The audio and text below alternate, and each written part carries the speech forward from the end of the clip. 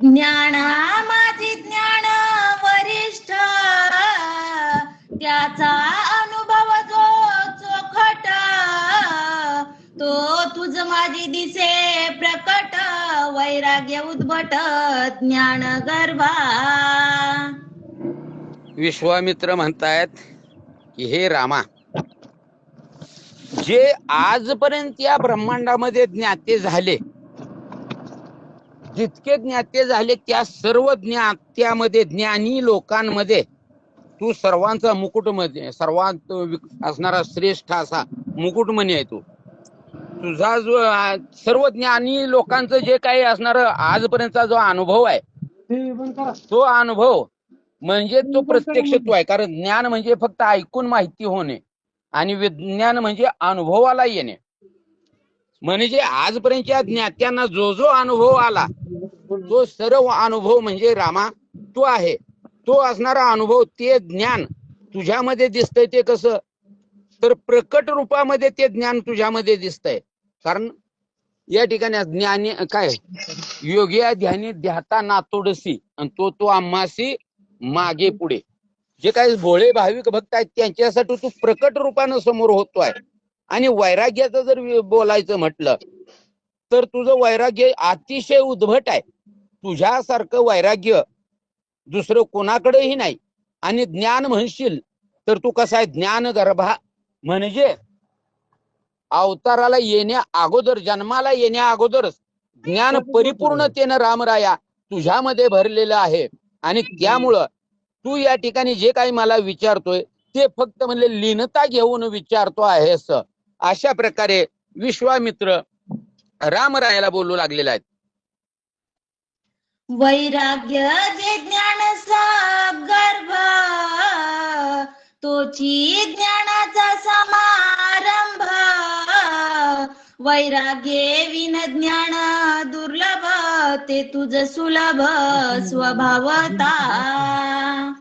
विश्वामित्र म्हणतात, रामा, जे वैराग्य जे आहे ते वैराग्य आणि ज्ञान प्राप्त होणं हे कधी शक्य होतं तर वैराग्य ज्या वेळेला जीवाला, प्राण्याला वैराग्य ज्या वेळेला प्राप्त होतं त्यावेळेलाच असणारं हे ज्ञान मिळतं. कारण ज्ञानाचा गाभाच वैराग्य आहे.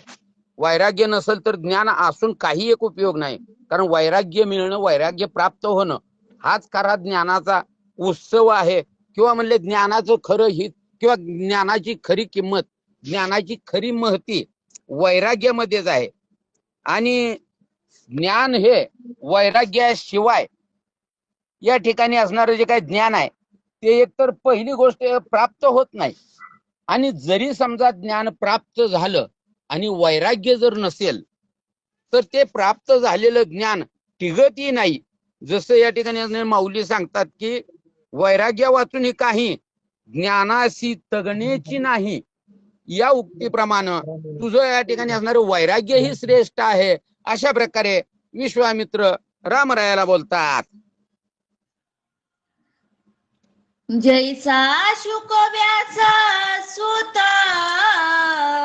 जन्मापासून जीवन मुक्त, तैसाची तू रघुनाथ, प्राप्त परमार्थे स्वभावे. आणि अशा प्रकारे बोलल्यानंतर एखाद्याला जर असणारी पटवून द्यायचं असेल, कुठली गोष्ट, कुठलाही मुद्दा जर एखाद्याला पटवून द्यायचा असेल तर त्यासाठी काहीतरी उदाहरण द्यावं लागतं, कुठला तरी दाखला द्यावा लागतो. त्याप्रमाणे विश्वामित्र म्हणतात, रामा, जसं महर्षी व्यासांचा पुत्र असणारा शुक महर्षी हे कसे आहेत तर जन्मापासूनच जीवनमुक्त होते. कारण ब्राह्मणाचे पोर खेळाशी बिहाले या न्यायानं शुक महर्षी या असणाऱ्या जन्म मरणाच्या फेऱ्यात किंवा संसार चक्रामध्ये अडकू नये म्हणून 12 वर्षेपर्यंत आईच्या उदरामध्येच लपून राहिलेले होते.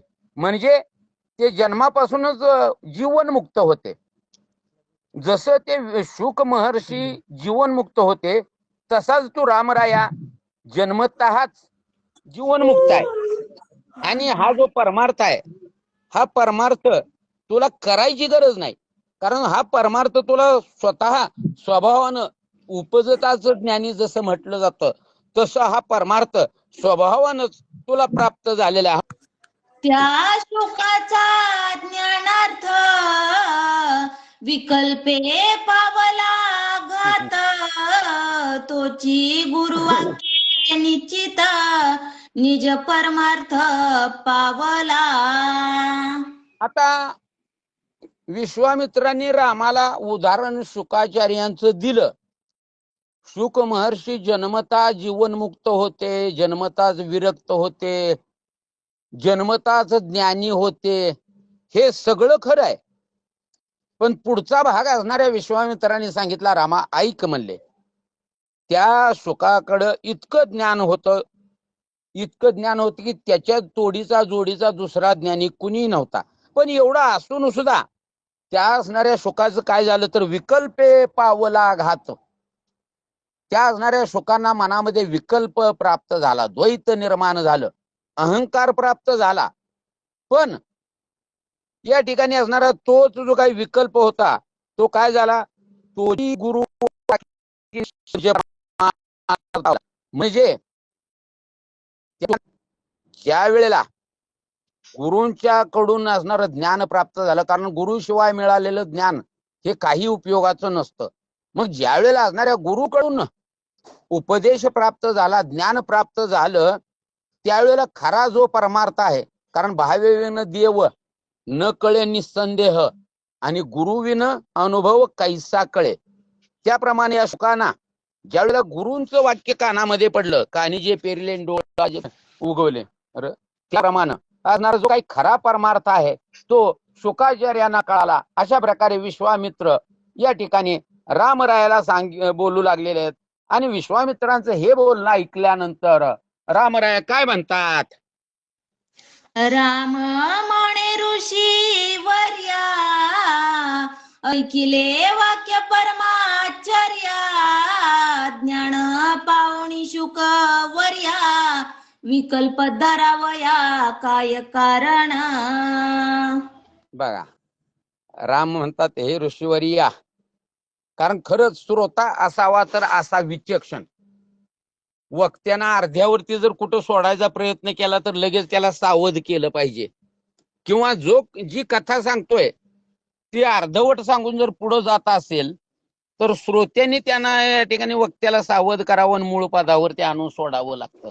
कारण नुसतं शुकांना ज्ञान होतं आणि तरी त्याला विकल्प झाला, आणि विकल्प झाल्यानंतर गुरूंच्या वाक्यानं, गुरूंच्या असणाऱ्या ज्ञान उपदेशानं विकल्प गेला आणि परमार्थ प्राप्त झाला. नुसतं धावतं सांगितलं पण त्यातून काहीच बोध होत नाही. आणि म्हणून रामराया म्हणतात, हे ऋषीव्या, तुमच्याकडून आश्चर्य वाटवा की ऐकायला मिळालं की या ठिकाणी तुम्ही काय म्हणताय, त्या असणाऱ्या शुकाचार्यांना परिपूर्ण ज्ञान होतं, ज्ञानानं परिपूर्ण झालेले शुकाचार्य होते, आणि मग एवढं ज्ञानी असणारे त्या ज्ञानी असणाऱ्या शुकाचार्यांना एवढा विकल्प झाला कशाचा, आणि विकल्प होण्याचं कारण तरी काय, ती असणारी जी काय हकीकत आहे मला सविस्तर सांगा, अशी विनंती रामराया विश्वामित्रांना करतात. त्या शुकाची समूळ कथा मज सांगावी स्वामी नाथा, ज्ञान पोणी कल्पता शुकाच्या चित्ता बांधली कशी. तर रामराया म्हणतात की ऋषीवर्या, त्या असणाऱ्या शुकाचार्यांना ज्ञानप्राप्ती उपजताच होती, जीवनमुक्त उपजताच होते, विरक्त होते. मग एवढं सगळं असताना त्यांना विकल्प मनामध्ये कसा काय निर्माण झाला, विकल्पता त्या असणाऱ्या शुकाचार्याच्या चित्तामध्ये काय म्हणून उत्पन्न झाली, ती असणारी जी काही शुकाचार्यांची कथा आहे ती कथा मला तुम्ही सविस्तर सांगा, अशा प्रकारे रामराया या ठिकाणी शुकाचार्यांना बोलतात. तोची विकल्प पुढती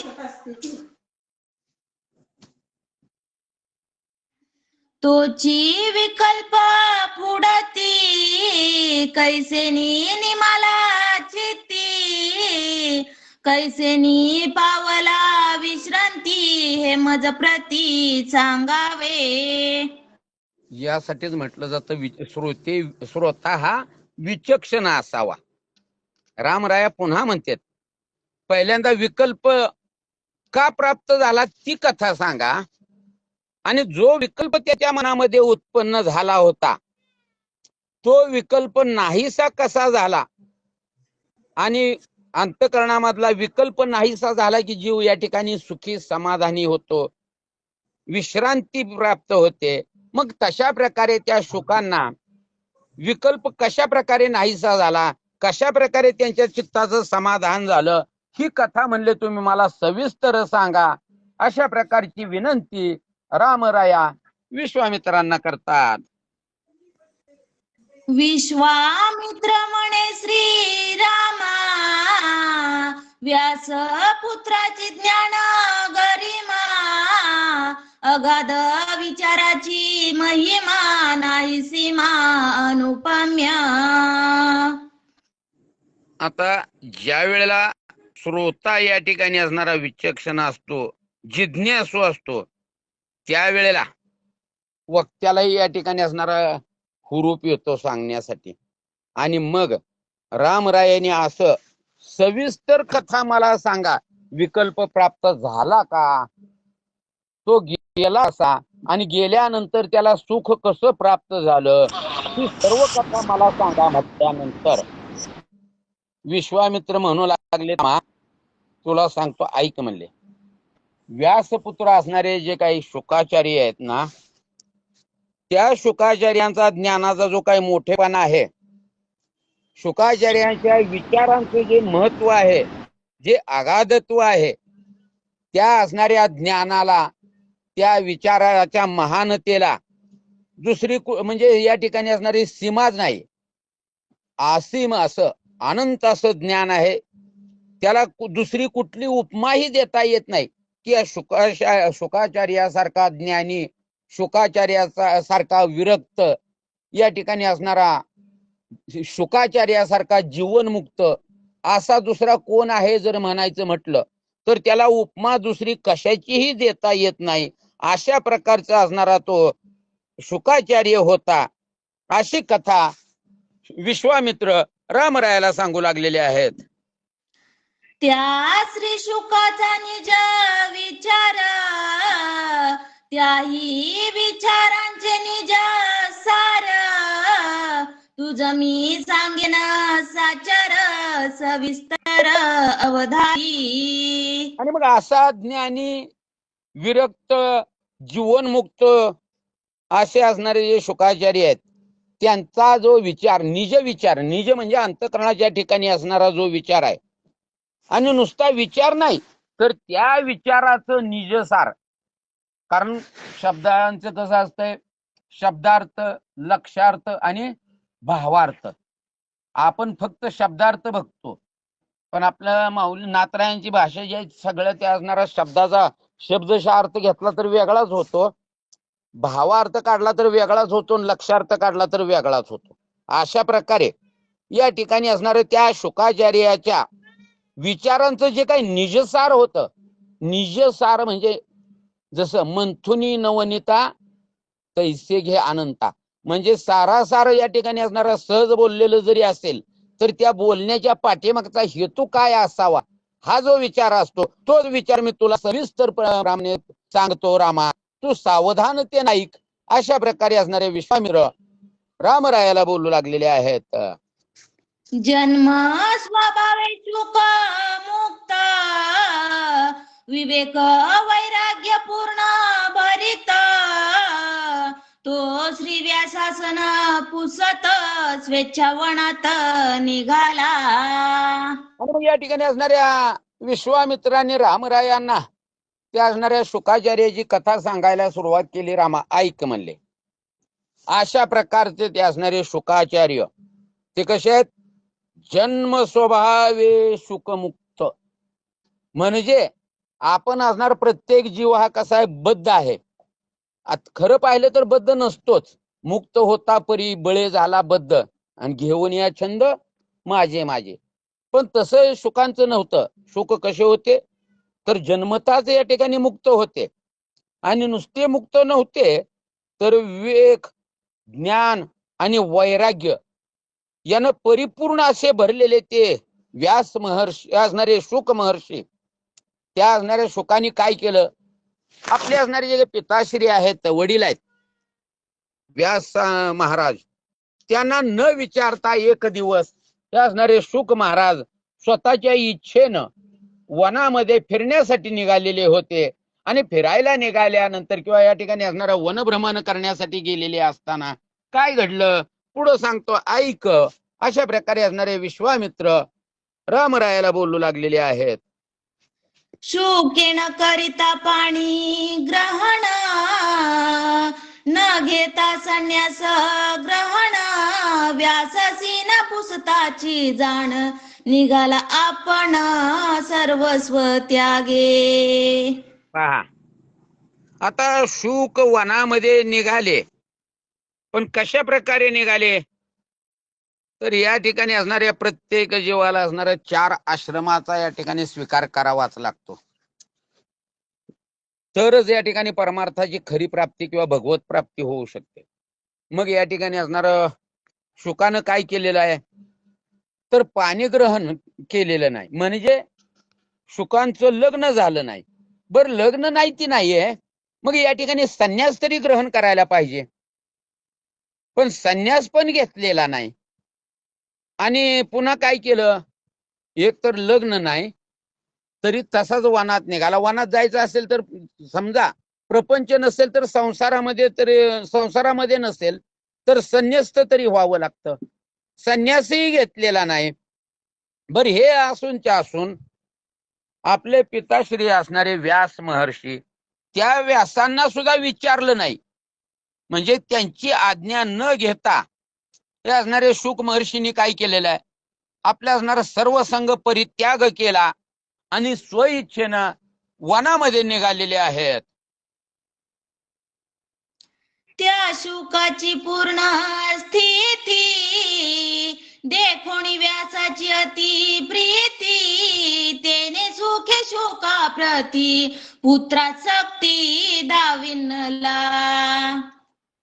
आता मला सांगा, असा ज्ञानी वैराग्यशील जीवनमुक्त पुत्र असल्यानंतर कुठल्या पित्याला या ठिकाणी असणारा आनंद होणार नाही? असं पुत्र व्हावा ईसा गुंडा त्याचा तीही लोकी झेंडा. अशा प्रकारचे असणाऱ्या शुकाची पूर्ण स्थितीची अवस्था पूर्णत्वाला पावलेला आहे. ब्रह्मज्ञानी आहे, विरक्त आहे.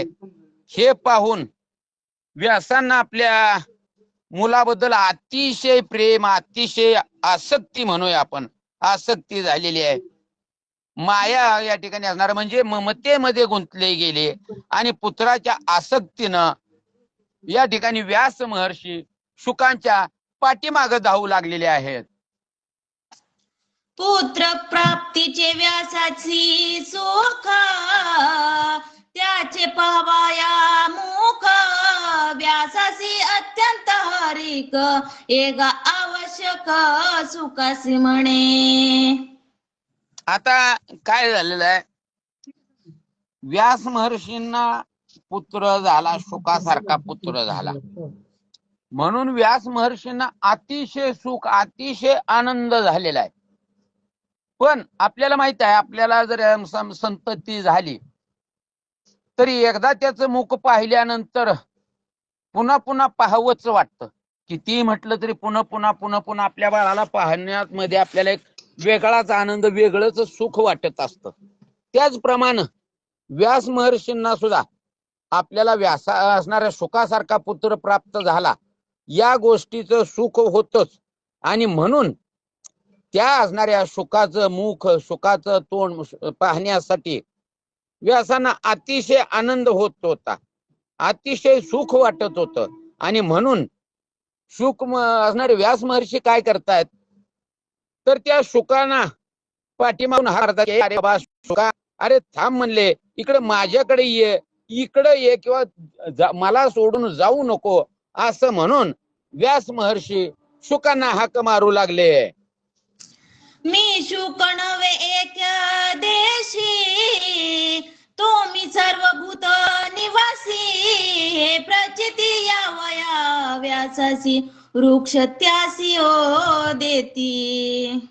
बघा आता ज्या वेळेला व्यासांनी शुकाला हाक मारली, हे शुका अरे थांब, मला येऊ दे किंवा मला तुझं तोंड पाहू दे, तू मला सोडून जाऊ नको, अशा प्रकारे ज्या वेळेला व्यासाने हाक मारली त्यावेळेला शुक काय म्हणतायत, कारण आपल्याला माहित आहे समजा मला जर कोणी दिलीप म्हणून हाक मारली तर मी लगेच वळून पाहणार, कारण माझ्या या देहाला हे नाव आहे. म्हणजे जे नाव आपण देहाला ठेवतो तो मी आहे, म्हणजे ते एकच झाला, दुसरा असूच शकत नाही. तशा प्रकारे शुकांची अवस्था नाही. म्हणून शुक काय म्हणतायत, मी कसा आहे परिचिन्न आहे, म्हणजे एक देश नाही, याच देहामध्ये फक्त शुक आहे असं नाही. सर्वा घटिरामध्ये हा देही एक या न्यायानं किंवा अहम ब्रह्मास्मी या सर्व ब्रह्मांडामध्ये मीच भरून उरलेलो आहे असं वाटावं, किंवा एका ठिकाणी आहे आणि दुसऱ्या ठिकाणी नाही असं वाटू नये, अशा प्रकारचा मी नाही. म्हणजे मी सर्वत्र भरून उरलेला आहे, सर्व भूतामध्ये व्यापक आहे, सर्वत्र राहणार आहे, याची प्रचिती किंवा याचा अनुभव व्यास महाराजांना यावा. आणि म्हणून या ठिकाणी असणार व्यासांनी शुकाला हाक मारली की शुकाने ओ देण्याऐवजी त्या वनामध्ये जे काही झाडं होती ती झाडं वेली असणाऱ्या व्यासाने हाक मारल्यावर शुकाने हाक ओ द्यायच्या अगोदर झाडं वेलीच म्हणजे शुका असणाऱ्या ओ देऊ लागलेली आहेत. व्यास बोभाये पुत्र वचनी, वृक्ष वदती प्रति वचनी, तेने व्यास सुखावणी, पुत्र गमणी उद्यत. बघा आता व्यासाने ज्या ज्या वेळेला आपल्या मुलाला शुकाला हाक मारावी, हे शुका म्हटलं की आता आपल्याला कमीत कमी शिक्षक लोकांना तरी हा अनुभव नेहमी येतो. मुलांनो म्हटलं की एक जणांना ओ देण्यापेक्षा वर्गात जेवढी बसलेत तेवढी सगळी एकदम ओ गुरुजी म्हणतात. इथं या वनामध्ये तसंच घडू लागलं. व्यासांनी ज्या वेळेला शुकाला हाक मारावी त्यावेळेला शुकानं ओ द्यायची बाजूलाच राहिली, जे झाड आहेत वृक्ष आहेत ते वृक्षच या ठिकाणी ओ देऊ लागली. आणि हे पाहिल्यानंतर शुकांना अतिशय सुख, व्यासांना अतिशय सुख वाटू लागलं, आनंद वाटू लागलं की खरंच पुत्र असावा तर म्हणले माझ्या शुकासारखा.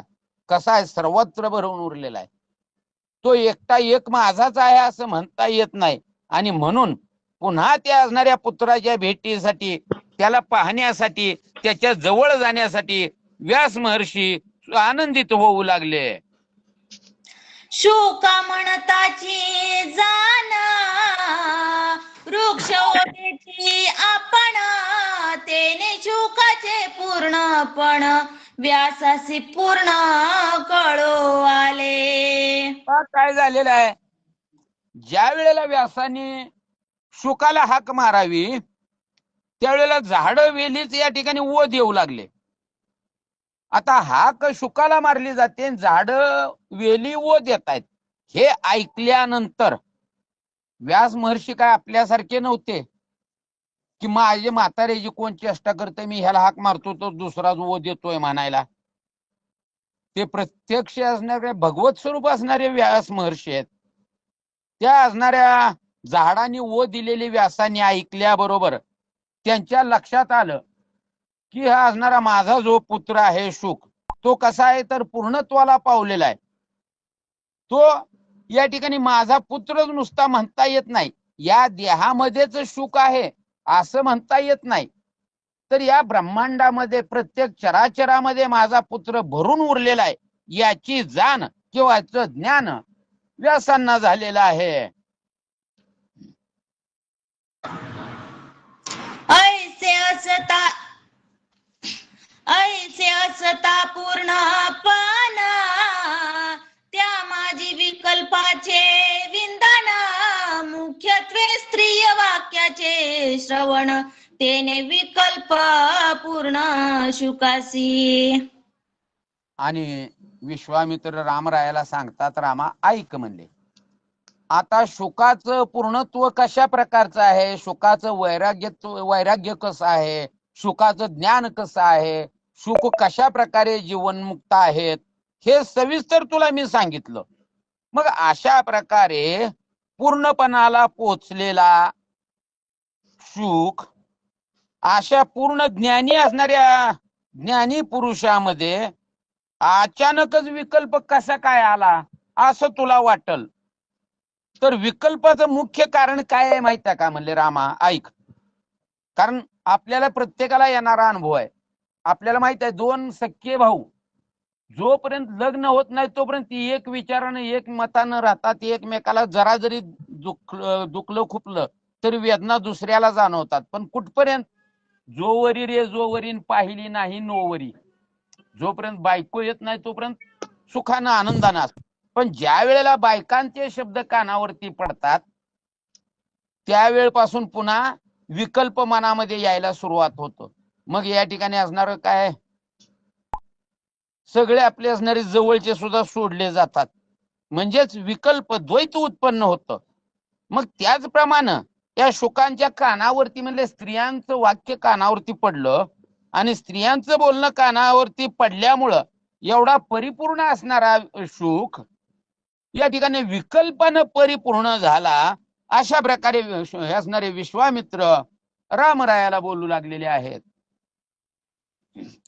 शुके स्त्रिया नाही देखिल्या दृष्टी नाही स्त्रियांची घेतली भेटी त्यांची अन्योन्यैकता गोष्टी विकल्प पोटी शुकाच्या. या ठिकाणी विश्वामित्र रामरायाला म्हणतात, रामा आता शुकाचं वैराग्य कसं होतं तुला सांगतो ऐक म्हणले. या शुकांनी आजपर्यंत स्त्रिया आपल्या नजरेनं पाहिलेल्या नव्हत्या. स्त्री कशाला म्हणतात, स्त्री कशी असते हे पाहिलेलं नाही. कधी स्त्रियांची त्याची भेट झालेली नव्हती. म्हणजे स्त्रियापासून इतका अनभिज्ञ असणारा, अजान असणारा शुक आणि अशा असणाऱ्या स्त्रियांची अन्योक्ती, म्हणजे स्त्रिया काही शुकाशी बोलल्या नव्हत्या. दुसऱ्या माणसाला बोलत असताना ते बोलणं शुकाने ऐकलं आणि दुसऱ्याला बोलत असलेलं बोलणं शुकानं ऐकलं. तेवढं ऐकण्यामुळं शुकाचार्याच्या मनामध्ये या ठिकाणी असणारा विकल्प प्राप्त झाला, विकल्प उत्पन्न झाला. अशा प्रकारे असणारे विश्वामित्र रामरायाला सांगू लागलेले आहेत. प्रमदा परमार्थ पुसो आलोई हे गुरुत्वा भूली पडली प्रमदा केवळ प्रमदा निघाली प्रमदा केवळ प्रमादी घाली तिचे बोली विकल्प. पहा आता ही ओवी नाथरायाने तुम्हा सारख्या असणाऱ्या रामभक्तांसाठी किंवा साधकांसाठी किंवा असणाऱ्या प्रापंचिक जीवासाठी घातलेली आहे. कारण ये स्त्री जर समजा परमार्थ विचारण्यासाठी म्हणजे भगवत भक्ती करण्यासाठी जरी मार्ग विचारायला किंवा या ठिकाणी अनुभव विचारायला जरी आली तरी सुद्धा काय, ज्या स्त्रीमुळं काम निर्माण होतो, मनामध्ये कामभावना उत्पन्न होते, अशा स्त्रियांना पाहिल्यानं तर गुरुला सुद्धा या ठिकाणी असणार काय होतं, तर भूल पडते की मी गुरु आहे, मी एक ज्ञाता आहे, याची भूल गुरुला सुद्धा पडते. अशा प्रकारचं प्रमाद म्हणजे काम उत्पन्न करणारी, द्वैत उत्पन्न करणारी, विकल्प उत्पन्न करणारी अशा प्रकारची प्रमदा ही असणारी स्त्री असते. आणि म्हणून सहज जरी एखाद्या असणाऱ्या स्त्रीचं बोलणं कानावर पडलं तर त्या बोलण्यानंही या ठिकाणी असणाऱ्या पुरुषाच्या किंवा जीवाच्या मनामध्ये भ्रम निर्माण होतो. बघा, मी बया सहजच म्हणली होती, मला काय म्हणायचं नव्हतं आणि मला काय बाई त्यातलं माहित नव्हतं, मी सहज मला ह्याच्याकडनं ऐकाय मिळलं, मी सहज तुम्हाला बोलायला गेले म्हणताना तर सहजच म्हटलं जातं. सहज शब्द 50 वेळा वापरला जातो, पण त्या सहज म्हणण्यातच या ठिकाणी असणारा प्रत्येक जीवाच्या मनामध्ये नाही त्या प्रकारचा भ्रम उत्पन्न होतो. नातराया तुम्हा आम्हासाठी सांगतात. प्रमदा प्रति परमार्थू हा गुरुत्वाती अनर्थू त्या अनर्थाचा आघातू श्री शुकांतू विकल्पू. आता जे जे स्वतःला गुरु म्हणून घेतायत का नाही त्यांच्यासाठी खरी तरी नातरायाने ओवी घातलेली आहे. या ठिकाणी असणारा जो कोणी गुरु स्त्रीला उपदेश करतोय त्यानं अतिशय सावध राहून उपदेश करावा. उपदेश करू नका असं नातरायाने म्हटलेलं नाहीये, पण अशा स्त्रियांना परमार्थ सांगणं हा त्या गुरुला सुद्धा अनर्थाचा ठरू शकतो. कारण आपण बघतो आजकाल तर काय बोलायची गरज राहिली नाही, रोज आपण त्याच प्रकारच्या बातम्या आणि वाचतोय आणि ऐकतोय की आमचे गुरु आहेत, मग गुरूंना भेटलं म्हणून काय झालं, असं झालं. पण त्या अशा स्त्रियांना, ज्या विकल्प उत्पन्न करणाऱ्या ज्या स्त्रिया आहेत,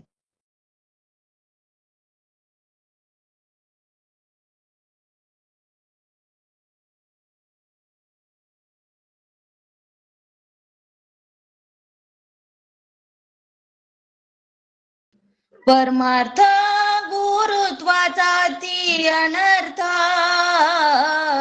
त्या अनर्था अति घात तो श्री शुकांत असे नांदत सावकाश. परमार्थ गुरुत्वाचा अति अनर्थ नातरायाने स्पष्ट शब्दात सांगतायत की परमार्थामध्ये गुरु होणं एवढं सोपं नाहीये. आणि आजकाल तर त्याचं पेव फुटलेलं आहे. प्रत्येक जण स्वतःला गुरुच समजतोय. कारण जो स्वतःला गुरु म्हणून घेतो त्याच्याकडे म्हणले अनर्थ आल्याशिवाय राहतच नाही. कारण मी एकच ज्ञानी आहे हा अहंकार होतो. मला कळतं म्हणून मला त्यांनी विचारलं, मला माहित होतं म्हणून मी त्याला सांगितलं.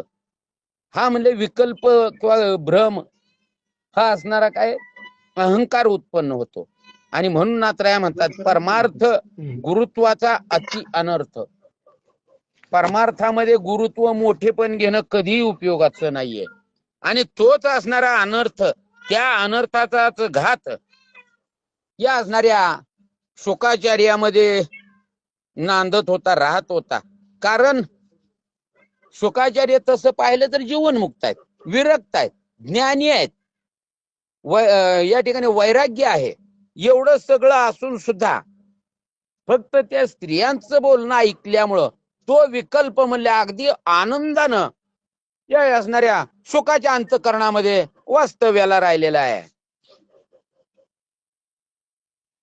सिद्ध सरोवरा प्रती नग्न अप्सरा स्नान करीती शुका जाता आत्मस्थिती त्या स्वइच्छा खेळती निर्लज्ज. मग आता त्या कोण स्त्रिया, काय स्त्रियांचं बोलणं शुकानं ऐकलं, कुठल्या बोलण्याचा परिणाम शुकावरती झाला याची माहिती विश्वामित्र रामरायाला देऊ लागले. रामा ऐक म्हणले. काय झालं शुकानं, काय स्त्रियांचं बोलणं ऐकलं होतं तुला सांगतो, ऐक म्हणले. एका सिद्ध अशा सरोवरामध्ये काही अप्सरा या ठिकाणी असणार काय स्नान करत होत्या, आणि त्या स्नान करत होत्या तर कशा निर्वस्त्र होऊन स्नान करत होत्या. आणि शुक कसे आहेत, तर शुक या ठिकाणी ब्रह्मरूप झालेले आहेत. ब्रह्मरूप झाल्या असल्यामुळं द्वैत हे त्यांच्या जवळ नव्हतं. असो कोठे तो आठवची नाही, देहीच विदेही भोगू दशा, अशी अवस्था होती. किंवा मी पुरुष आहे, समोर स्त्री आहे, किंवा समोर पुरुष आहे, मी स्त्री आहे, हा भेदच, स्त्री पुरुष हा भेदच शुकाचार्याच्या मध्ये नव्हता. आणि ती अवस्था या असणाऱ्या अप्सरांना माहित होती. आणि त्यामुळं ब्रह्मस्थितीला पावलेला शुक आपल्या जवळून जातोय, तरी सुद्धा त्या असणाऱ्या अप्सरांनी काय केलं, तर त्या काय असणाऱ्या त्या शोकाला लाजलेल्या नाहीयेत. अगदी स्वेच्छेनं स्वानंदानं जसं पहिलं त्या असणाऱ्या सरोवरामध्ये स्नान करत होत्या निर्वस्त्र होऊन, तशाही अवस्थेत त्या आनंदानं त्या ठिकाणी जलक्रीडा करत होत्या. व्यास येता देखती अप्सरा तिसलज्ज होती, एकी वस्त्र अडकारिती एकी बैसती उदकात. बघा आता शुक तरुण आहेत, ते तळ्याच्या काठावरून चाललेले आहेत अप्सरा आणि शुकाच्या पाठीमागून ज्या वेळेला असणारे व्यास महर्षी आले. आता व्यासांचं वय मला तरी सांगता येणार नाही, अनादी आहेत ते. त्यामुळं व्यासांना पाहिल्यानंतर मात्र या अप्सरा लाजल्या गेल्या. आणि लाजल्यानंतर त्यांनी काय केलं, कुणी असणारं वस्त्र आपल्या असणाऱ्या शरीराच्या आड केलेलं आहे, तर काहींनी काय केलं, तर त्या पाण्यामध्ये तशाच लपून राहिलेल्या आहेत. पण जेणेकरून आपल्या असणाऱ्या निर्वस्त्र शरीरावर व्यासांची दृष्टी पडणार नाही, यासाठी त्या खटपट करू लागलेल्या आहेत. आणि हे ज्या वेळेला व्यासांनी पाहिलं गेलं, त्यावेळेला पुढं काय झालेलं आहे, शुक तरुणा नग्न गती जाता अप्सरान लाजती, मी वृद्ध याचे आजचे स्थिती मज का लाजती देवागना. आता इथं काय वेळेला अशी शंका येऊ शकते की व्यास महर्षी असं कस काय म्हणू लागले.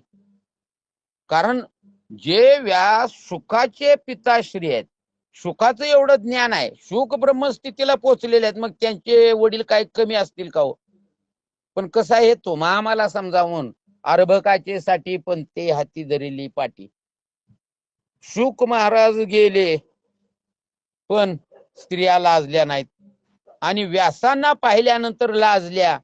हे व्यासांनी पाहिलं आणि व्यास मनामध्ये विचार करू लागले, माझा मुलगा असणारा शुक हा तरुण आहे, तो जवळून गेला. बरं तसं पाहिलं तर शुकही नग्नच, स्त्रियाही नग्नच होत्या, तरी त्या लाजल्या नाहीत. त्या न लाजता या ठिकाणी जलक्रीडा करतायत. आणि मी काय तर मी म्हातारा माणूस आहे म्हणले. तसं पाहायला गेलं तर या अप्सराच्या आज्याच्या वयाचा मी आहे. खरं तर लाजायला कोणाला पाहिजे होतं स्त्रियांनी, जो तरुण असणारा शुक समोरून चाललाय त्याला लाजायला पाहिजे होतं. त्याला लाजल्या नाहीत. आणि माझ्यासारख्या वृद्धाला, माझ्यासारख्या आज्याच्या वयाच्या म्हाताऱ्याला ह्या असणाऱ्या अप्सरा का म्हणून लाजल्या असतील, अशा प्रकारचा विचार व्यास महर्षी करतात.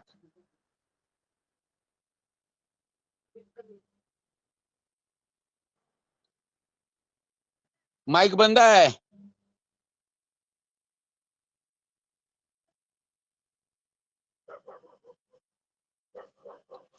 मोहिनी माईक बंद आहे.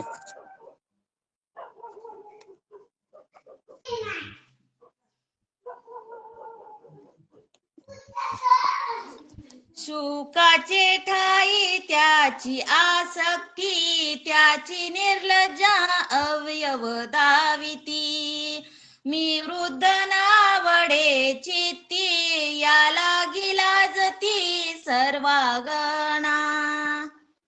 बघा, मन चिंती ते वैरी ना चिंती. कारण आपल्याच मनामध्ये नाना प्रकारचे विचार येत असतात. अनेक बुद्धीचे तरंग पालटते, नाना पालटते रंग. नाना प्रकारचे विचार आपापल्याच मनामध्ये येत असतात. व्यास महर्षी या ठिकाणी विचार करतायत. मला असं वाटतं त्या अप्सरांची आसक्ती असावी शुकाबद्दल. शुक तरुण आहे, त्याच्याबद्दल असूया किंवा आसक्ती त्या अप्सरांच्या अंतःकरणामध्ये असेल आणि म्हणून त्या शुकाला न लाजता आपले शरीर म्हणले नग्न शरीर शुकाला दाखवतायत. आणि मी कसा आहे, त्यांच्या आज्याचा वयाचा आहे, म्हातारा माणूस आहे मी, आणि मी त्यांना आवडत नाही. कारण आपण बघतो तरुण मुलं असो अथवा मुली असोत, म्हातारा माणूस जवळ आलं काही जरी नाही बोललं तरी त्यांना ते वाईट पण वाटतं, लाज पण वाटते. हे म्हातारं काय म्हणून इथं आला असेल, सहजच मनामध्ये विचार येऊन जातो. तशा प्रकारे या ठिकाणी व्यास महर्षी म्हणतायत मी एक म्हातारा आहे म्हणून त्यांना आवडत नाही, आणि त्यांना आवडत नाही म्हणून ह्या अप्सरा म्हणले मला बघून लाजल्या की काय, अशा प्रकारचा विचार व्यास महर्षींच्या मनामध्ये आलेला आहे. हा अप्सरांचा भाव हे त्यांची पासे पुसो जाओ. हा व्यासाचा अभिप्राव तो प्रश्न पर्यावर्य पुसत. पहा, हा अप्सरांचा भाव. व्यासांना काय वाटलं होतं, शुक तरुण आहे, तो त्यांना आवडत असेल म्हणून त्याला लाजल्या नाहीत. मी वृद्ध आहे, मी आवडत नाही म्हणून लाजले असतील. मग हे माझ्या मनामध्ये जो विचार आहे तोच भाव त्या अप्सरांचा आहे की नाही काय कुणास ठाऊक. आणि मग या ठिकाणी खरं की खोटं विचारलंच पाहिजे. मग दुसऱ्याला विचारून उपयोग आहे का? विचारलं कुणाला पाहिजे, तर त्या अप्सरांनाच. आणि म्हणून त्या अप्सरांना विचारायचं हा विचार असणाऱ्या व्यासांच्या मनामध्ये आला, आणि व्यास महर्षी त्या अप्सरांच्या जवळ आले आणि अप्सरांना तोच प्रश्न विचारू लागले. काय विचारतात, श्री शुकासिका नाही लाजल्या ती, मज लाजल्या ती कोण्या अर्थी, हे परम प्रमाण निश्चितार्थी माझी प्रश्नोक्ती सांगावी. बघा, नाही भीड बारण तुका म्हणे साना थोर. कुठलाही मागचा पुढचा विचार, काहीही कसलीही शंका मनामध्ये न ठेवता व्यासांनी त्या अप्सरांना स्पष्ट शब्दामध्ये विचारलं की बाईनो, शुक तुमच्या जवळून गेला. तसं पाहिलं तर शुकही नग्न अवस्थेतच, तुम्हीही नग्न अवस्थेतच. मग त्या शुकांना तुम्ही लाजला नाहीत. तो तरुण असून त्याला लाजला नाहीत. मी वृद्ध आहे आणि मी वृद्ध असून मला लाजला. मग हे मला लाजायचं काय कारण, कुठला अर्थ, तुमच्या मनामध्ये काय विचार होता, कशा पाय तुम्ही मला या ठिकाणी लाजल्या आणि शुकाला लाजल्या नाहीत, हे मला तुम्ही सविस्तर सांगा. आणि नुसतं नाही, परम प्रमाण निश्चितार्थी, प्रमाणासहित, जसं प्रश्नपत्रिकेत असतंय संदर्भासह स्पष्टीकरण. नुसतं नाही बायान सहज बायाना असंच बाया असं नाही म्हणले, मला ते सविस्तर प्रमाणासहित तुम्ही माझ्या प्रश्नाचं उत्तर द्या. अशा प्रकारे व्यास महर्षी त्या असणाऱ्या अप्सरांना बोलू लागलेले आहेत. आणि ही कथा असणारे विश्वामित्र रामरायांना सांगतायत. ऐकोणी व्यासाची प्रश्नोक्ती, हा सोणी अप्सरा बोलती, जैसी त्याचे अंतर वृत्ती तैसे त्या प्रती वर्तो आम्ही. पहा, व्यासांचा हा असणारा प्रश्न अप्सरांनी ऐकला, आणि ऐकल्यानंतर अप्सरा हसू लागलेल्या आहेत. आणि हसून म्हणतात, व्यास महर्षी, कसं असतंय, अंतरीचे धावे स्वभावे बाहेरी, आणि आवरित आहे परी आवरेना. जशी ज्याची अंतर्वृत्ती आहे ना, ते आम्हाला कळतं. कोणाच्या अंतःकरणामध्ये काय चाललेलं आहे, कोणाच्या अंतःकरणामध्ये काय विचार आहे, तो आम्हाला समजतो. मग जशी ज्याची अंतर्वृत्ती आहे ना त्या पद्धतीने आम्ही वर्तन करतो. तुमच्या मनामध्ये जो विचार आहे तो आम्हाला कळला आणि म्हणून आम्ही तुम्हाला लाजलो. अशा प्रकारे ते असणाऱ्या अप्सरा व्यास महर्षींना बोलू लागलेले आहेत. मुने तुझे ज्ञान भेदानुवृत्ती, शुकासी सदा अभेद गती, अभेदी लाजेची अप्राप्ती, भेदा प्राप्ती सलज्ज. अप्सरा बोलू लागले आहेत व्यास महर्षींना, मुनी ऐका म्हणले, तुम्ही ज्ञानी आहात, ब्रह्मज्ञानी आहात, तुमचं ज्ञान आगाध आहे. पण तुमचं ज्ञान कसं आहे तर भेदानुवृत्ती, तुमच्या ज्ञानामध्ये भेद आहे म्हणले. तुम्हाला या ठिकाणी असणारा मनामध्ये द्वैत आहे आणि जे सुख आहेत ते सुख कसे आहेत, सदा अभेद गती. या ठिकाणी असणार सुखाच्या अंतःकरणामध्ये कसलाही भेद नाहीये. कधी त्यांच्या मनामध्ये द्वैत आलेलं नाही. स्त्री पुरुष हाच भेद ज्याच्या अंतःकरणामध्ये नाही, तिथं बाकीचे दुसरे भेद कसे येणार आहेत. आणि मग लाज कुठं असावी? लाज परक्यासाठी असते. माणूस लाजतो कोणा, सहज आपण म्हणतो चार माणसं काय म्हणतील ह्याची तर लाज बाळग की, म्हणजे परक्यासाठी. जे आपलं अंतःकरणाचं जवळच असतं, म्हणजे जिथं द्वैत नाही, दुजा भाव जिथं नाही तिथं लाजायची गरज पडत नाही. मग लाजायची गरज कुठं असते? भेदाच्या, म्हणजे जिथं द्वैत आहे द्वैताच्या ठिकाणी लाज बाळगावी लागते. अभेद स्थिती जिथं आहे तिथं लाजायची काही एक गरज नाही. अशा प्रकारे त्या असणाऱ्या अप्सरा असणाऱ्या व्यास महर्षींना बोलू लागलेले आहेत. थांबा काका 2 मिनिटं. ठीक आहे.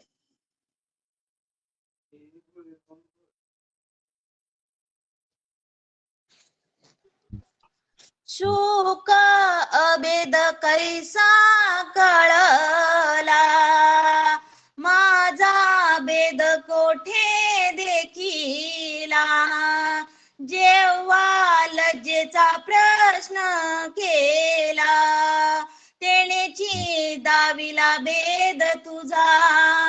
पहा अप्सरा पुढं असणाऱ्या व्यासांना म्हणू लागलेले आहेत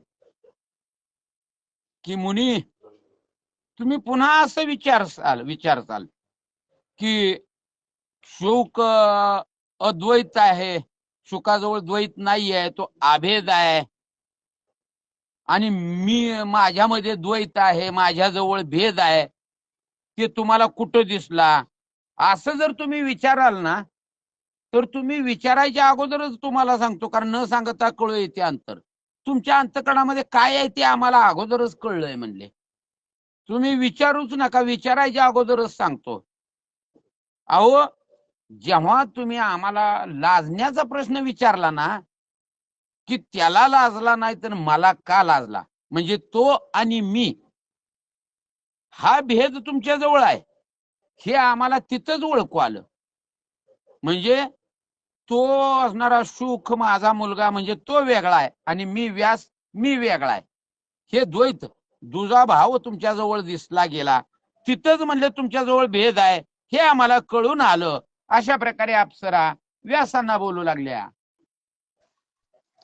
तुझा स्त्री पुरुष भेद व्यक्ती, या लागी तू केली प्रश्नोक्ती, शुकाची सूक्ष्म भेद गती, स्त्री पुरुष व्यक्ती देखेना. अप्सरा म्हणतायत, मुनिवर्या तुमच्याजवळ भेद आहे. कुठला भेद आहे? तर मी पुरुष आहे आणि समोर त्या असणाऱ्या सरोवरामध्ये ज्या अप्सरा आहेत त्या अप्सरा म्हणजे त्या स्त्री आहेत. म्हणजे स्त्री आणि पुरुष हा भेद तुमच्या जवळ आहे आणि हा भेद तुमच्या जवळ असल्यामुळे, हे द्वैत तुमच्या जवळ असल्यामुळं तुम्ही आम्हाला ह्या लाजण्याचा प्रश्न विचारला. जर तुमच्याजवळ भेदच नसता तर आम्हीही तुम्हाला लाजलो नसतो आणि तुम्हीही आम्हाला प्रश्न विचारला नसता. पण तुमच्यात आणि सुखामध्ये हाच एक मोठा फरक आहे की सुखाची असणारी जी काय अभेद गती आहे, अद्वैत गती आहे, ती कशी आहे, अतिशय सूक्ष्म आहे.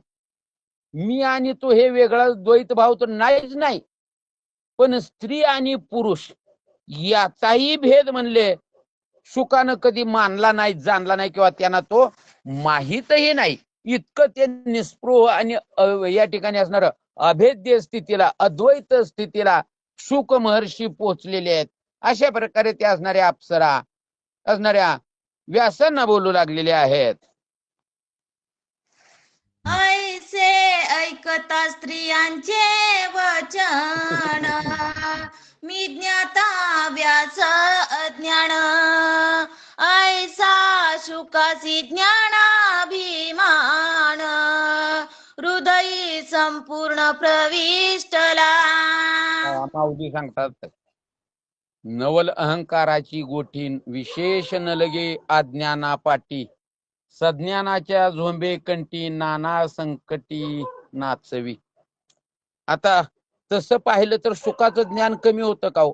जिथं विश्वामित्रासारख्यानी, वशिष्ठासारख्यानी, स्वतः व्यासाधिकांनी सुखाचार्याच्या ज्ञानाच्या, वैराग्याच्या, जीवनमुक्ततेचं कौतुक करावं, एवढा ज्ञानी असणारे शुक. पण ज्या वेळेला या अप्सरांचं बोलणं ऐकलं की शुक हा अद्वैत जाणतो आहे आणि व्यासांकडे द्वैत आहे, हे शब्द ज्या वेळेला असणाऱ्या शुकाने ऐकलं गेलं, त्यावेळेला शुकाला अभिमान झाला. तो अभिमान कशाचा? ज्ञानाचा. काय अभिमान झाला? तर मी एक ज्ञानी आहे, मी मुक्त आहे, माझ्याजवळ द्वैत नाही, आणि माझे पिताश्री असणारे व्यास हे अज्ञान आहेत. म्हणजे आजही तेच घडतं बघा. सहज माणूस बोलतो, आमच्या म्हाताऱ्याला काय कळत नाही, मी होतो म्हणून जमलं, नाही तर आमच्या वडिलाच्यानं काही जमलं नसतं. तीच अवस्था या ठिकाणी शुकांची झालेली आहे. शुकांना आपल्या ज्ञानाचा अभिमान झाला की माझ्या वडिलांपेक्षा मी ज्ञानी आहे, बाप से बेटा सवाई, मला माझ्या पिताश्रींपेक्षा ज्ञान आहे, मी या ठिकाणी असणारा अद्वैत जाणतो, मी अद्वैतावरती स्वार झालेलो आहे, माझ्याकडं ज्ञान भरपूर आहे, मी जीवनमुक्त आहे, मी वैराग्यशील आहे. हा मी या ठिकाणी असणाऱ्या शुकांच्या अंतःकरणामध्ये, हृदयामध्ये या ठिकाणी प्रवेश केलेला आहे. आणि काय होत असतं, तिळबळी जरी होय अभिमान, आणि मेरू तो समान भार देवा. भक्ताला जर अभिमान झाला तर तो भगवंतालाच पटत नाही. मग त्या अभिमानाचा नाश करण्यासाठी, आणि म्हणूनच आपल्याला नामदेवरायांनी सांगितलेलं आहे बघा, अहंकाराचा वारा न लागोत राजसा, माझी विष्णुदासा भाविकासी. म्हणजे आपली अवस्था याच्यापेक्षा वेगळी नसती महाराज. दीड ओवी आपल्याला नीट कळत नाही तरी सुद्धा मी म्हणतो माझ्यासारखं कोणाला जमत नाही, मग ह्या असणार अमक्या ठिकाणच्या ओव्या माझ्यासाठी राखून ठेवा, त्या ओव्यांना मी फक्त बोलतो, मला दुसरीकडे बसायला नको.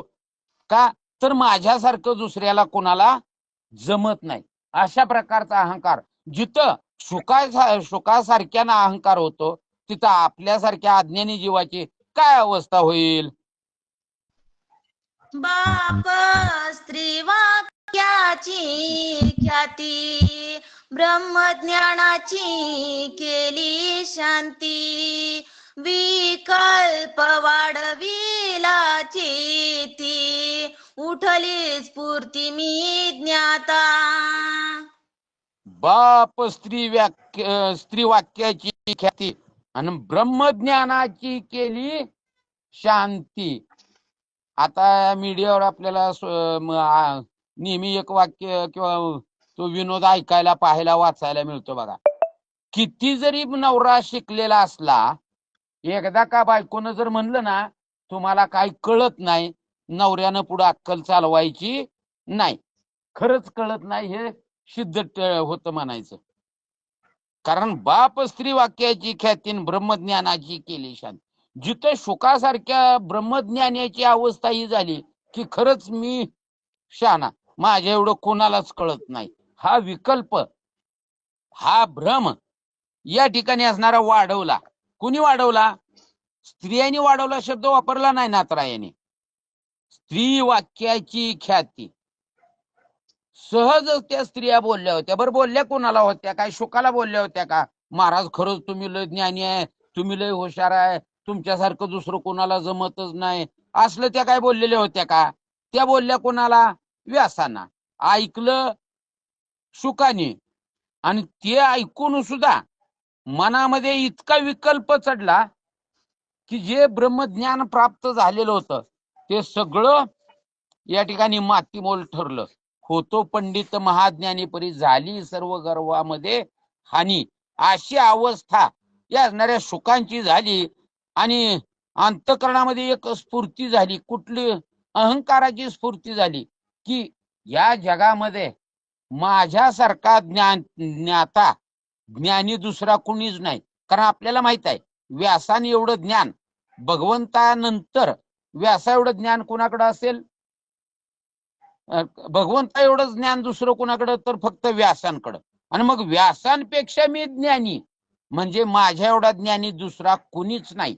अशा प्रकारचा भ्रम, अशा प्रकारचा अहंकार शुकांच्या अंतःकरणामध्ये उत्पन्न झाला. मी ज्ञाता तो अज्ञान, ऐसे जेते स्फुरे स्फुरण, तेथोनी पाळे ब्रह्म ज्ञान, ज्ञानाभिमान उरे देही. नात्रा खास तुम्हामासाठी ही ओवी टाकतायत. प्रत्येकाने या ओवीचा असणारा खोल स्वतःसाठी विचार करावा, दुसऱ्याला सांगण्यासाठी तर अजिबात करू नये. मी ज्ञाता तो अज्ञान, ऐसे जेते स्फुरे स्फुरण, तेथोनी पळे ब्रह्मज्ञान, ज्ञानाभिमान उरे देही. प्रत्येकाने विचार केला पाहिजे की मी लय शहाणा आहे आणि तो समोरचा आहे ना त्याला माझ्या इतकं कळत नाही, तो अज्ञानी आहे, तो मूर्ख आहे. असा विचार ज्या वेळेला आपल्या अंतःकरणामध्ये येतो त्यावेळेला होतं काय? तर आपल्याजवळ किती जरी ज्ञान असलं, मग प्रत्यक्ष ब्रह्मज्ञान जरी प्राप्त झालेलं असलं तर ते ब्रह्मज्ञान तिथं राहत नाही. ब्रह्मज्ञान त्या ठिकाणी थांबत नाही. जवळ असणारं ब्रह्मज्ञान आपोआप नाहीसं होतं. आणि मग उरतं काय? तर ज्ञानाभिमान उरे देही. आपल्याला वाटतं माझ्याकडे ज्ञान आहे, पण ते ज्ञान नुसतं कसं आहे? ज्ञान असून उपयोग नसतो. कारण विज्ञान पाहिजे म्हणजे ज्ञान, माहिती असून उपयोग नाही, त्याचा अनुभव यावा लागतो. मग ज्ञानाचा नुसता अहंकार शिल्लक राहतो, अभिमान राहतो. मी एवढा ज्ञानी आहे, मी इतकं असणार ग्रंथ वाचन केलं, मी एवढं पाठांतर केलं, इतक्या वाऱ्या करतो, एवढं करतो, हे नुसतं सांगायसाठी अहंकार या ठिकाणी शिल्लक राहतो. अशा प्रकारे नाथराया तुम्हा आम्हासाठी बोलतात. हिंग पडताची रांजणी, गोडवणी होय हिंगवणी, तेवी विकल्प प्रवेशता ज्ञानी, ज्ञानाभिमानी उडे ज्ञान. नाथराया दृष्टांत देऊन सांगतात की अगदी मधुर गोड असं रसाचा असणारा रांजण भरलेला असावा, किंवा मधुर शांत शीतळ पाण्यानं भरलेला रांजण असावा. प्याल्यानंतर ते पाणी पिणाराच या ठिकाणी असणारं मन शांत व्हावं, आत्मा तृप्त व्हावा, असं शीतळ शांत पाण्यानं भरलेला रांजण आहे. आणि अशा त्या रांजणामध्ये जर चुकून कुणी हिंग टाकला तर तो हिंग त्यामध्ये पडल्यानंतर ते पाणी प्यायला शिल्लक राहतं का? बरं राहतं का? बरं पाणीच आहे ना ते. काय पाणी गेलं का कुठून? तिथून काय पाणी दुसरीकडे गेलं का? पाणी आहेच ना. पण ते पाणी जसं पिण्यायोग्य राहत नाही, तशा प्रकारे ज्ञानाच्या अंतःकरणामध्ये जर अहंकारानं जर प्रवेश केला, विकल्पानं, भेदानं, भ्रमानं जर प्रवेश केला तर ज्ञान नाहीच होत, फक्त शिल्लक राहतं काय, ज्ञानाचा अभिमान शिल्लक राहतो. अशा प्रकारे या ठिकाणी नाथराय सांगतात. दुग्धी काजीचा थेंबू पडे, तेने दुग्धाचे होती कवडे, ते विज्ञानी विकल्प वाडे, ते ज्ञान उडे ज्ञानाभिमाने. व दुसरा दृष्टांत या ठिकाणी नाथराय देतात की या ठिकाणी असणारा दुधानं भरलेला डेरा आहे, दुधानं भरलेलं भांड आहे, आणि त्या भांड्यामध्ये चुकून कांजीचा म्हणले या ठिकाणी असणार थेंब पडला. कांजी म्हणजे आपल्याकडं आंबील म्हणतो, जे आंबवलेलं असतंय पीठ, आंबट असतंय. मग अशा कांजीचा थेंब जर त्या दुधाच्या भांड्यामध्ये पडला तर पुन्हा ते दूध पिण्यायोग्य शिल्लक राहतं का? तर ते दूध नासून बसतं, कवडे होते. कवडे म्हणजे दूध नासलं जातं, ते पुन्हा पिण्यायोग्य राहत नाही. तशा प्रकारे जर एकदा अहंकार जर ज्ञानाच्या अंतःकरणामध्ये विकल्प जर वाढी लागला तर त्याच क्षणाला त्याच्याकडे असणारं जे काही ज्ञान आहे ते ज्ञान क्षणार्धामध्ये म्हणले नाहीस होत आहे.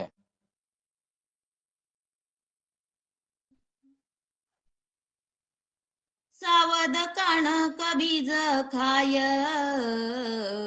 तू क्षणार्धे भ्रमित होय, देवी विकल्पाचा अन्वय, ज्ञाता होय ज्ञानाभिमानू. तिसरा दृष्टांत नाथरायाने सांगितला.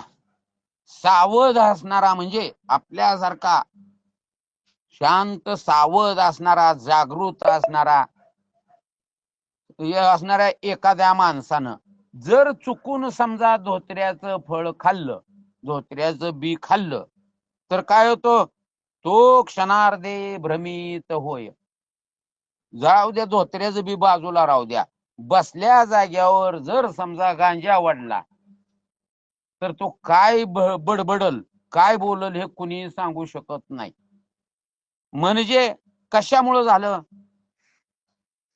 तर ढेकणाचे संगे हिरा जो भंगला कुसंगे नाडला साधू तैसा. काय झालं तर हे असणार कनकबीज धोत्र्याचं फळ खाण्यामुळं सावध असणारा सुद्धा वेडपटासारखा वागू लागतो. तशा प्रकारे किती जरी ब्रह्मज्ञानी असला आणि त्याच्या अंतःकरणामध्ये जर विकल्प उत्पन्न झाला, ज्ञानाचा अभिमान उत्पन्न झाला, तर तो म्हणले या ठिकाणी असणारा भ्रमित झाल्यासारखं अहंकार झाल्यामुळं त्याचं ज्ञान त्याच्याजवळ राहत नाही आणि त्याच्या सर्व ज्ञानाचा नाश होतो. अशा प्रकारे या ठिकाणी नाथराय सांगतात. व्यास अज्ञान भेद दृष्टी, मी सज्ञान ऐक्य पुष्टी, ऐसा विकल्प शुकाचे पोटी, स्त्रीवाक्यासाठी दृढ झाला. सुखाच्या मनामध्ये काय विचार चालू झालेला आहे, कारण त्या असणाऱ्या अप्सरांचं बोलणं ऐकलं होतं ना व्यासांच्या बरोबर. तुमच्याजवळ द्वैत आहे, शुकाजवळ द्वैत नाही, शुक या ठिकाणी ब्रह्मज्ञानी आहे, शुक जीवनमुक्त आहे, तुमच्यामध्ये भेद असल्यामुळे तुम्ही स्त्री आणि पुरुष भेद केला. हे ऐकल्यामुळं या ठिकाणी असणार शुक मनामध्ये विचार करू लागलेले आहेत की माझे पिताश्री असणारे जे व्यास महर्षी आहेत ते कसे आहेत, अज्ञानी आहेत. व्यासाकडे भेदाची दृष्टी आहे, त्यांच्या दृष्टीमध्ये द्वैत आहे, त्यांना दोन दिसतं, एकरूप दिसत नाहीये. आणि मी कसं आहे, मी सज्ञान आहे, मी ज्ञानी आहे. जे जे देखी जे भूत ते ते मानी जे भगवंत, या न्यायानं समबुद्धी घेता समान श्रीहरी. अशा प्रकारे समदृष्टीनं मी पाहतो आहे. असा विकल्प जे असणाऱ्या शुकाच्या अंतःकरणामध्ये पोटामध्ये उत्पन्न झाला.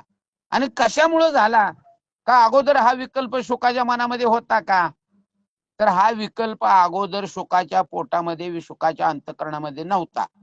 पण झालं काय, तर त्या सहज असणाऱ्या त्या अप्सरा व्यासांना बोलत होत्या आणि त्या व्यासांना बोलत असलेल्या स्त्रियांचं बोलणं शुकाने ऐकल्यामुळं एवढा मोठा महा अनर्थ असणाऱ्या शुकांचा झालेला आहे. दीप मालवल्या पाठी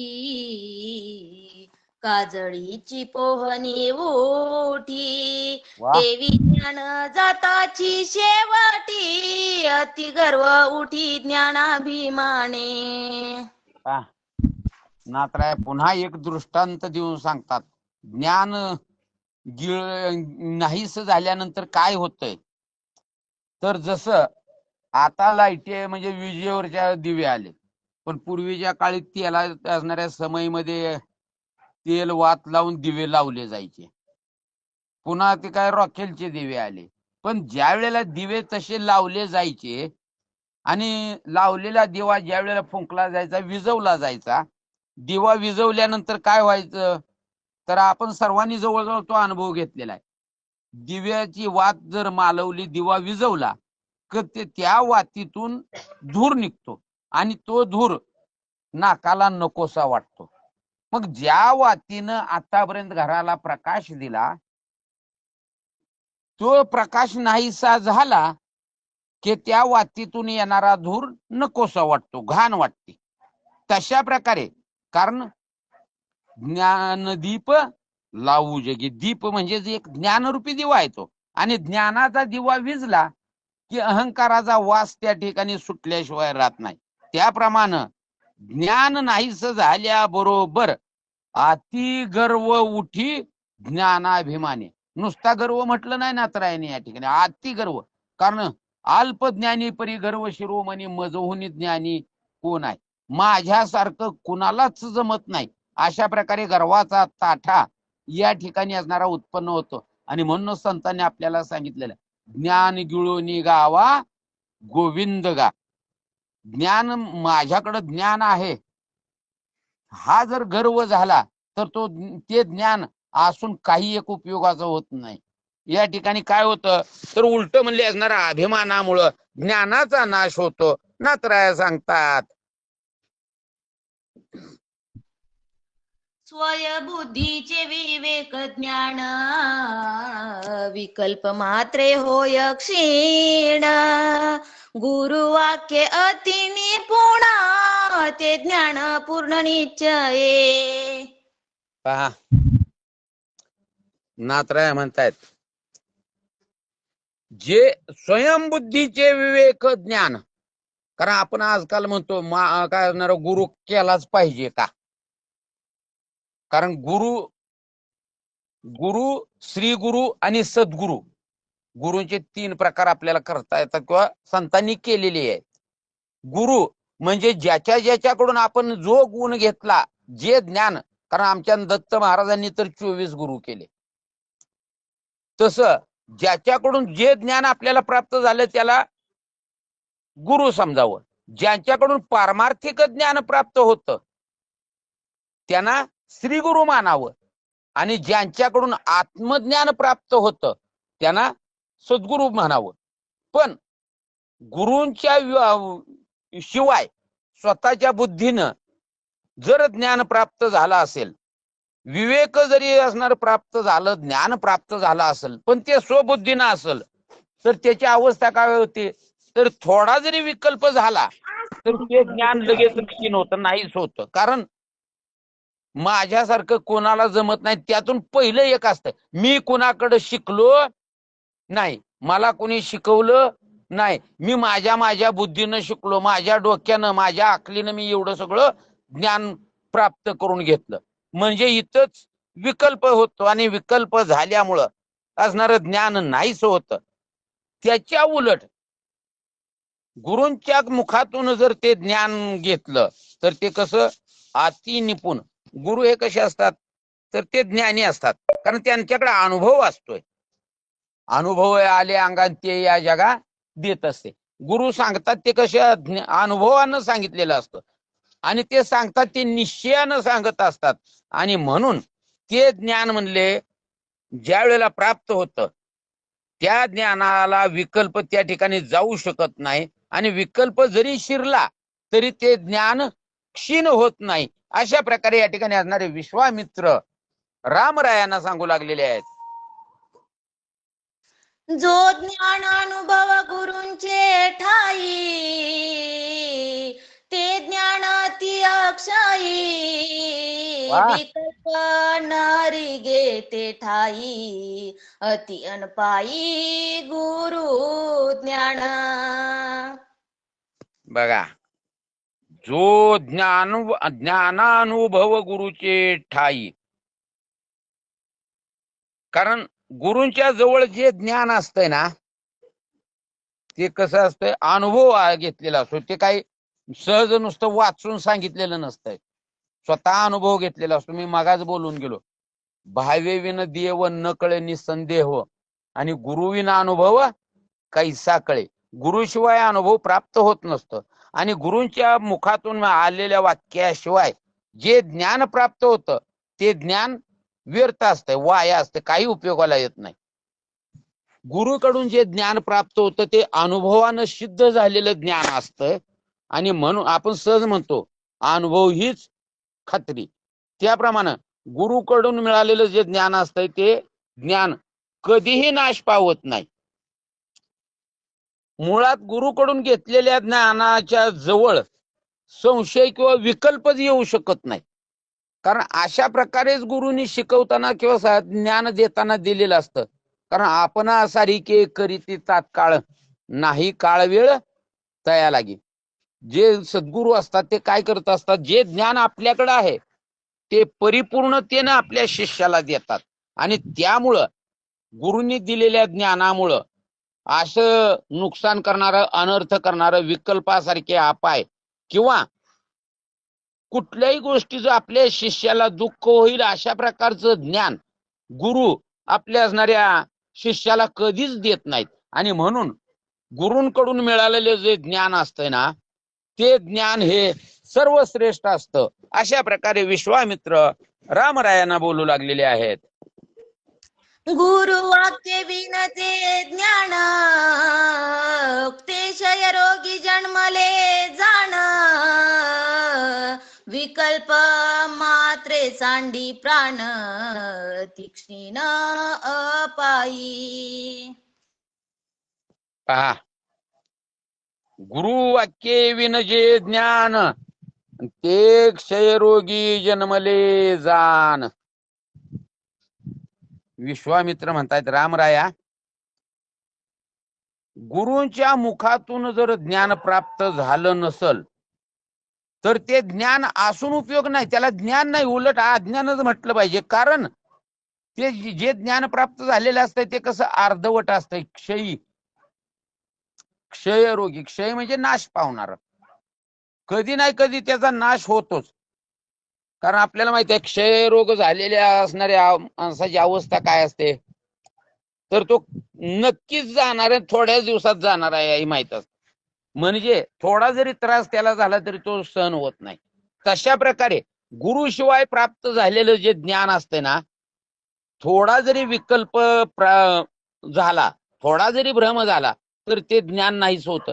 थोडा विचार करा, गुरूंकडून अनुभव घेण्याऐवजी आपल्या बुद्धीनं जर आपण एखाद्या असणारी गोष्ट करायला शिकलो आणि तेवढ्यात दुसरा माणूस तिथं आला आणि त्यानं सांगितलं, नाही नाही हे असं करण्यापेक्षा जर तो असं केलं असतं तर ते लवकर झालं असतं, चांगलं झालं असतं आणि टिकाऊ झालं असतं. स्वतःच्या बुद्धीनं केलेलं कार्य त्यात जर तिसऱ्या माणसानं येऊन काही बोललं तर लगेच आपल्या मनामध्ये विकल्प होतो, अरे खरंच की आपण असं केलं असतं तर व्यवस्थित झालं असतं. पण हेच ज्ञान जर आपण गुरुकडून शिकलेलो असेल तर त्यावेळेला आपल्याला ठाम विश्वास असतो की माझ्या गुरुने मला हे काम अशा पद्धतीने करायला शिकवलंय आणि तशा पद्धतीने केल्यानंतर मला सुख प्राप्त होणार आहे किंवा सुख मिळणार आहे आणि काम लवकर आटोपणार आहे. मग हे कशामुळं, तर गुरुकडून मिळाल्यामुळं. पण गुरुकडून नाही घेतलं तर त्यामध्ये असणार काय होतं, तर त्रासच होतो. अशा प्रकारे असणारे विश्वामित्र रामरायांना बोलतात, आचार्यवान पुरुषो वेद, हे वेद वाक्य वाक्य प्रसिद्ध गुरु वाक्य ज्ञान विशुद्ध प्रज्ञा प्रबुद्ध पहा काय म्हणतायत विश्वामित्र रामरायांना. तर म्हणले आचार्यवान पुरुषो वेद. हे ज्याने ब्रह्मनिष्ठ आहे, कृपाळू आहे, आणि जो श्रोत्रिय आहे. श्रोत्रिय म्हणजे बहुश्रुत, बरेच जणांकडून ज्यांनी ज्ञान प्राप्त करून घेतलेलं आहे. पूर्ण ज्ञान ज्या गुरुने प्राप्त करून घेतलेलं आहे. पुन्हा ब्रह्मनिष्ठ आहेत म्हणजे ज्यांना ब्रह्मज्ञान प्राप्त झालेलं आहे. आणि त्यातूनही पुन्हा जे गुरु कृपाळू आहेत, अशा गुरूंकडून जर अनुभव घेतला असेल तर तोच जीव, तोच पुरुष या ठिकाणी असणार काय करतो, तर परमात्म्याला जाणतो. आणि परमात्म्याला जाणणं म्हणजे तर काय, मी कोण. कारण आधी शून्य शोधीजे मग ब्रह्मपद पाहिजे. स्वतःला अगोदर ओळखावं आणि मग दुसऱ्याला ओळखावं. म्हणजेच स्वतःला ओळखलं की भगवंताला ओळखायला वेळ लागत नाही. त्याप्रमाणे हे जे काही वेदांचं वाक्य आहे ना, ते वेदांचं वाक्य नुसतं स्वतः वेद पाठ करून उपयोग होत नाही. तर वेदांची जी वाक्य आहेत, ज्याला महावाक्य म्हटलं जातं, ते महावाक्य आता आपण बघतो, गायत्री मंत्र असेल किंवा आपलं रामरक्षा असेल, हनुमान चालीसा असेल, असे जे महामंत्र आहेत किंवा वेदांतले महामंत्र आहेत, महावाक्य आहेत, ते कुठेही आपल्याला रस्त्यावर ऐकायला मिळतात. म्हणून काय ते ऐकायला मिळलं म्हणजे ते ज्ञान प्राप्त झालं, ते ज्ञान प्राप्त झालं म्हणजे त्याचा अनुभव आपल्याला आला, असं होतं का, तर कदापि शक्य होत नाही. मग त्यासाठी काय आहे, तर आपल्याला ते ज्ञान आपल्या असणाऱ्या सद्गुरूच्या मुखातूनच प्राप्त व्हावं लागतं. आणि सद्गुरू सुद्धा ते ज्ञान कोणाला देतात, तर कोणाला या एरिया गायऱ्याला असं महावाक्य किंवा ब्रह्मज्ञान सद्गुरू शिकवत नाहीत. अधिकार तैसा दावीला मार्ग, चालत आहे मग कळू येईल. ज्याचा जेवढा अधिकार आहे तेवढंच त्याला दिलं जातं. कारण साधं उदाहरण लक्षात घ्या, जर पहिलीच्या वर्गामध्ये एखाद्या विद्यार्थ्याने प्रवेश घेतला आणि त्याला जर 10वीचा पेपर लिहायला दिला तर त्याला तो सुटणार आहे का, नाही. मग त्याला काय मूळ अक्षर क ख पासूनच सुरुवात करावी लागणार आहे. तशा प्रकारे सद्गुरू सुद्धा काय करतात, आपल्या शिष्याची योग्यता किती आहे, त्याला आपण जे ज्ञान देतोय ते ग्रहण करणे एवढी त्याची योग्यता आहे का, बरं ग्रहण केलं तर ते साठवण्याची हिंमत त्याच्यामध्ये आहे का, अशा प्रकारे सर्व विचार करून असणारे असे सद्गुरू आपल्या शिष्याला म्हणले त्या महावाक्याचा उपदेश करतात. आणि त्या उपदेशामुळं मग असणारी श्रेष्ठ अशा प्रकारची बुद्धी या असणाऱ्या शिष्याची होते किंवा त्या जीवाची होते. अशा प्रकारे सविस्तर असणारे विश्वामित्र रामरायांना सांगू लागलेले आहेत.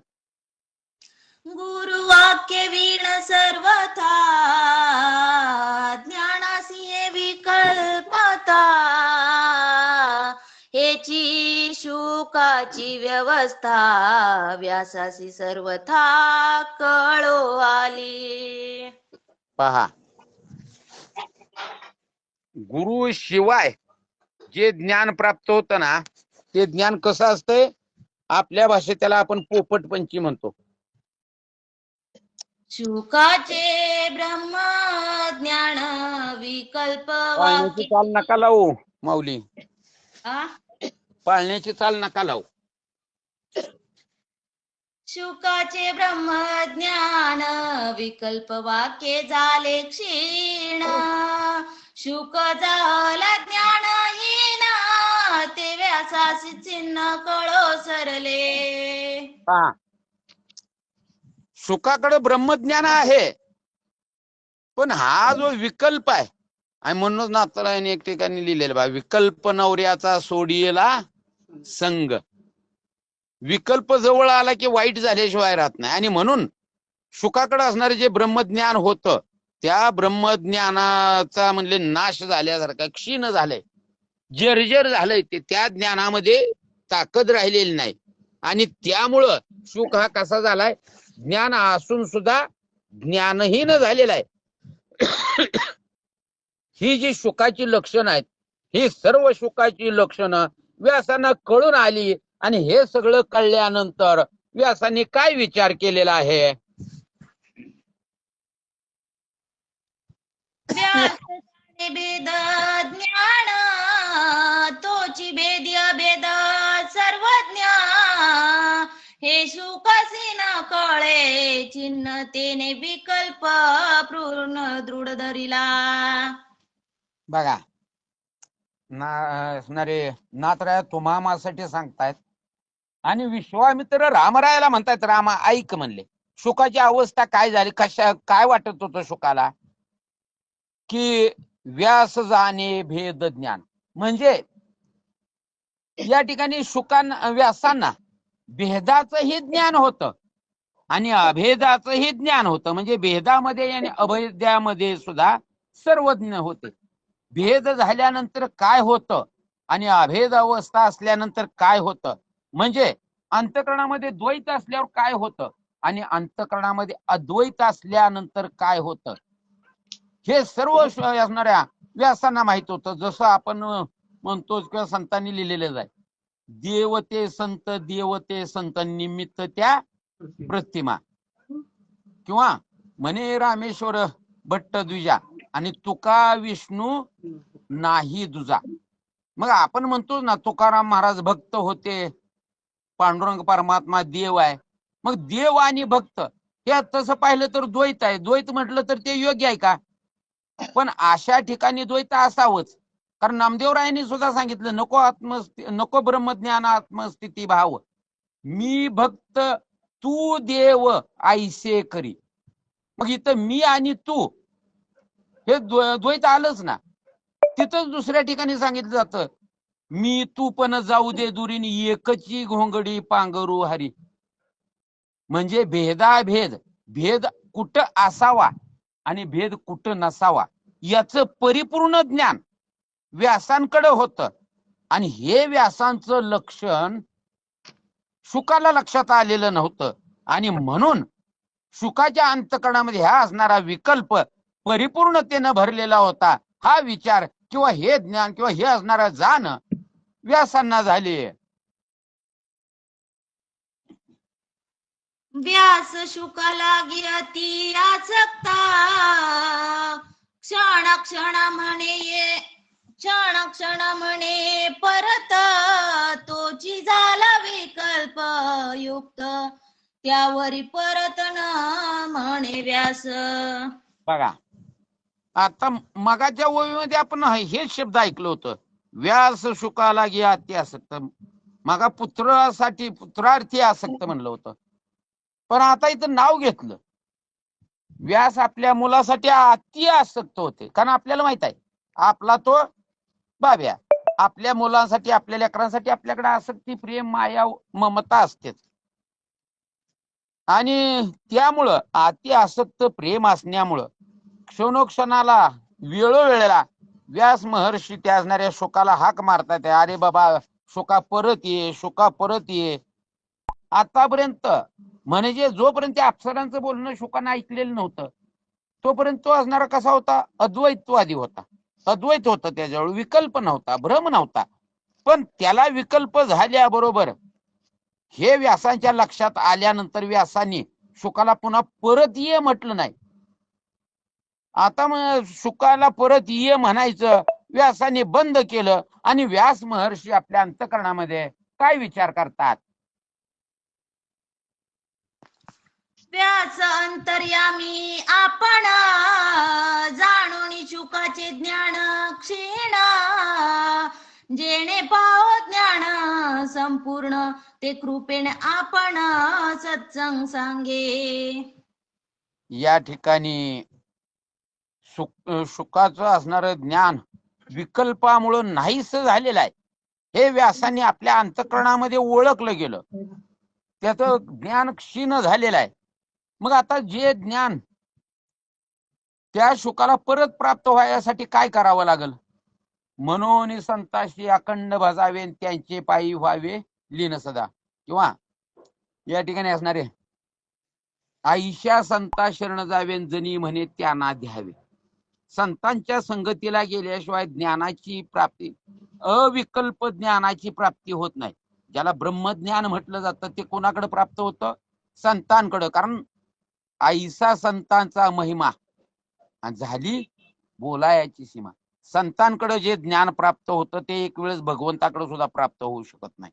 मग त्या संतांच्या कृपेमुळं, सत्संगामुळं या शुकाला काहीतरी ज्ञान प्राप्त होईल, त्याच्या अंतःकरणामध्ये असणारा विकल्प नाहीसा होईल, याचा विचार व्यास महर्षी करू लागले.